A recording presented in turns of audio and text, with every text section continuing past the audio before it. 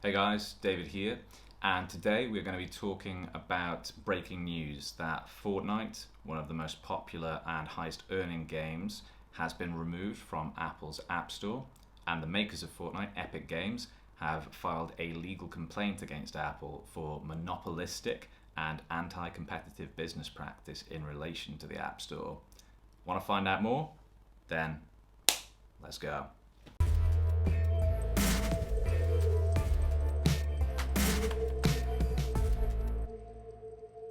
So what happened? The makers of Fortnite, Epic Games, earn money by allowing players to buy things within the game. Normally, the in-app purchase process would go through Apple systems, and like everything else on the App Store that is bought digitally, Apple would take a 30% cut. This time, Epic advertised being able to purchase the same things at a cheaper price using processes outside of Apple's App Store, and that directly violates the terms and conditions that Apple put on everything uploaded to their store. Because of that violation, Apple responded by removing Fortnite from the App Store. Epic Games then filed that legal complaint accusing Apple of monopoly because on the iPhone, the App Store is the only way of downloading apps. On Android, people can use things outside of the Google Play Store. Epic also accused Apple of anti-competitive practices by charging 30% and forcing all developers to use Apple's payment systems. So does this actually matter? My view is yes, and here's why. Looking at pure numbers, gaming is a huge industry now. Around $120 billion of revenue in 2019, and mobile gaming revenue being over half of that at around $64.4 billion. So it's pretty significant. Fortnite is a huge name in that gaming space. In the last 2 years, it's posted revenue between $1.8 and $2.4 billion with a player base of around 350 million. It's also one of the most viewed content types on platforms like YouTube and Twitch. So it's hugely well known, hugely influential, and this means it's a massive platform for marketing as well as sales. As a result, the bad publicity and reputational damage to Apple that's happened already as a result of this is very significant. Beyond that, it adds to the bad press that Apple has had in recent months on these topics. Antitrust investigations and hearings in the US, antitrust investigations in the EU, fallouts with other developers like Hey.com, and recently controversy over Xbox's cloud streaming service not being allowed on the Apple App Store for seemingly arbitrary reasons. The overall picture here is not a good one for Apple, and I don't think makes them look favorable to consumers. Thinking about how that translates to Apple's bottom line, services revenue is actually their second biggest source of revenue after the iPhone. As of 2019, services, which includes the App Store and that 30% cut, were worth $46 billion, 18% of all the revenue that Apple earned, and one of the areas of business that actually has growth potential because it doesn't have the same market saturation that things like the iPhone have to deal with. So far, it looks like Apple really dropped the ball here, but perhaps they're being reasonable.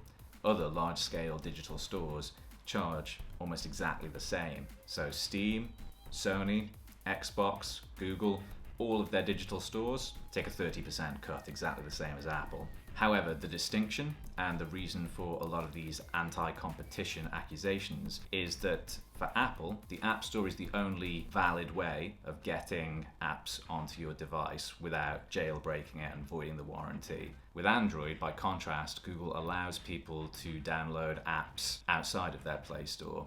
And that's why Fortnite will continue to be available, because Epic Games have their own app which will allow Android users to access Fortnite even though it's been taken down from the Google Play Store. Apple says for that 30%, developers are getting great support, developer tools, and a far lower cut than they would suffer if they were selling through traditional retail. They also say that for users, the quality control, the security, and the review processes protect people and ensure that the App Store is a really excellent environment for consumers. Both of those things may be true, but the world has moved on, and being able to sell things digitally isn't a novelty in a way it might have been 10 or 20 years ago. 30% is a very large cut. Epic has also had a run-in with Steam, which, as I mentioned, takes 30%, trying to launch their own Epic Games digital store, which takes only a 12% cut. So perhaps this is indicative of a wider shift in industry practices. So lastly, what next in all of this? I honestly think it's quite difficult to call. Apple won't want any more bad publicity. They won't want to lose such a popular and important app from their app store, and they won't want to lose the revenue which is generated by something which makes so much money. However, they also don't want to set a precedent.